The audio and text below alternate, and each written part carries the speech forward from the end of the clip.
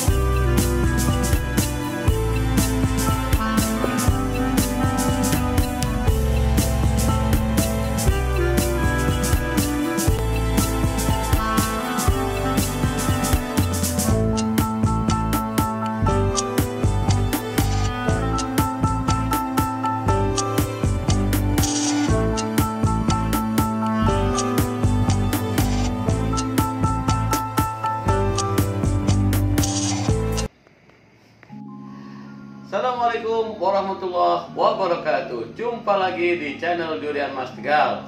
Teman semuanya, apa kabar? Semoga teman semuanya dalam keadaan baik-baik saja ya. Dimudahkan dalam segala usahanya, dimudahkan dalam segala rezekinya, sukses dalam menjalani kehidupannya. Amin amin ya rabbal alamin. Teman semuanya, salah satu yang membuat tanaman kita baik itu durian ataupun anggur berhasil ya, bisa bertumbuh, berkembang dengan pesat dan sampai dengan berbuah, itu adalah faktor kondisi tanah, atau dalam hal ini faktor tingkat kesuburan tanah, atau istilahnya adalah kapasitas sugarcation. Kesuburan tanah ini sangat banyak dipengaruhi oleh beberapa faktor teman semuanya, antara lain dari kondisi tanah itu sendiri ataupun dari faktor pemupukan. Nah, pada kesempatan kali ini saya akan melakukan sharing mengenai asam humat. Teman semuanya, berikut ini adalah merupakan salah satu sampel dari asam humat ya, yang kebetulan ini saya dikasih dari Bapak Eko Wahyoto, HJP Group Taman Anggur. Terima kasih Bapak Eko. Penjelasan singkat mengenai apa itu asam humat dan ruang lingkupnya serta manfaatnya sebagaimana berikut.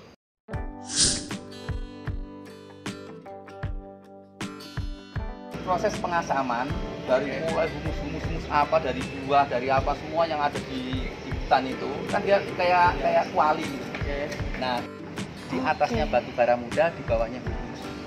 Itulah asam humat. Asam humat. Jadi aslinya kalau orang ngomong itu batu bara muda, tapi itu di atasnya cuma 1 sampai 2 cm di atasnya batu bara muda. Itu dari alam atau kita itu alam? Karena itu adanya cuma di Kalimantan sama Pekanbaru.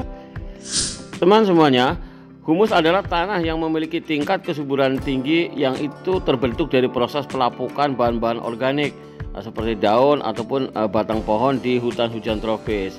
Nah, asam humat ini terbentuk melalui proses fisika, kimia, dan biologi dari berbagai bahan tersebut ya, baik dari tumbuhan ataupun hewani yang telah melalui proses humifikasi. Asam humat ini memiliki kemampuan untuk menstimulasi dan mengaktifkan proses biologi dan fisiologi pada organisme yang hidup di dalam tanah.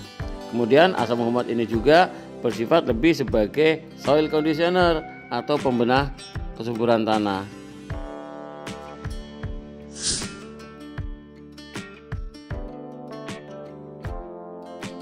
Dia itu sebagai pemegang. Tuh, gitu ya. Artinya dia itu bukan pupuk sebenarnya, bukan, tapi dia itu sebagai kayak booster gitu ya. Nah, dia itu sifatnya netral. Tapi memang bagus sekali itu dimasukin ke tanah itu juga akan jadi netral, jadi bagus. Semuanya itu maksudnya itu bisa kemakan, nutrisi-nutrisi yang ada di dalam itu ditarik sama dia. Iya. Nah, ini sebagai penyedia makanan untuk akar gitu. Oke, artinya Pertumbuhan sebagai itu. pembawa makanan yang mengambil nutrisari yang sudah ada ditaruh di atas tanah, itu ditarik sama dia, dikasih serap ke akar. Tapi dia sendiri sebenarnya bukan pupuk ya, tapi pupuk. itu mirip-mirip seperti ya itulah pembawa pupuk ya. Betul. Pengikat pupuk untuk Jadi ini kan fungsinya pertama kan KTK, kapasitas itu carcation. KTK itu ininya apa fungsinya ada di asam humat itu. Jadi asam humat itu kalau kita pupuk itu selalu dicampurkan, pupuk organik maupun pupuk non. Itu dia, makanya dia kan nggak bisa berdiri sendiri kan. Betul. Artinya dia itu sebagai ya pembawa lah. Sama seperti kita kasih asam amino, Iya, asam amino juga harus dicampurkan. Betul. Dengan pupuk yang entah kambing, entah kimia gitu ya. Betul. Teman semuanya, ada beberapa manfaat asam humat berdasarkan tadi bincang-bincang dengan Bapak Eko. Antara lain adalah asam humat ini memiliki kapasitas tukar kalsium yang tinggi. Tentunya peningkatan KTK tersebut dapat menambah kemampuan tanah untuk menyediakan dan menahan unsur-unsur hara yang dibutuhkan dalam proses perkembangan dan pertumbuhan tanaman, baik unsur hara makro ataupun unsur hara mikro.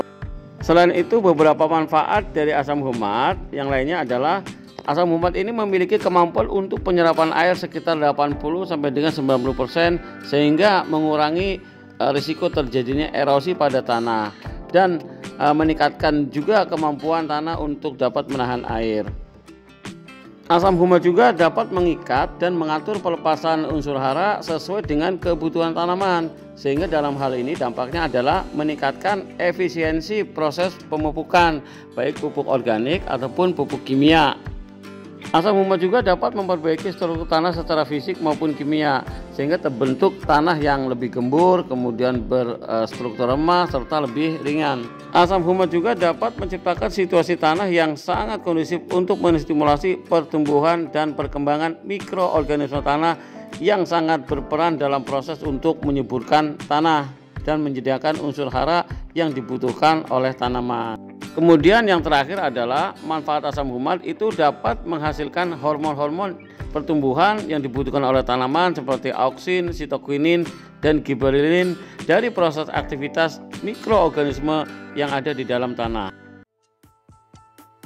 Demikian sharing singkat dari Durian Mas Tegal, semoga bisa memberi manfaat untuk semuanya untuk kemajuan pertanian Indonesia. Assalamualaikum warahmatullahi wabarakatuh.